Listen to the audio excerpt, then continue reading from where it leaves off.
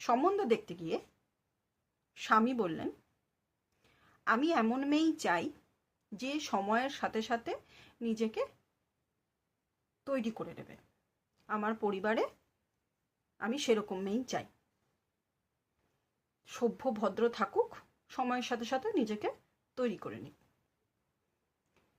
স্ত্রী বললেন কি, আমি আমার শাশুড়ির কাছ থেকে শিক্ষা পেয়েছি সংসার বজায় রাখার জন্যে অনেক কিছু মেনে মানিয়ে চলতে হয়।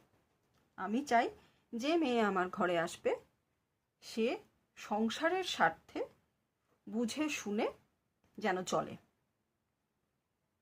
স্বামী একরকম কথা বললেন, স্ত্রী আর একরকম কথা বললেন। যারা পাত্রীপক্ষ তারা বললেন, আমরা মেয়েকে যেভাবে মানুষ করেছি আমরা জানি মেয়ে সামলে নিতে পারবে।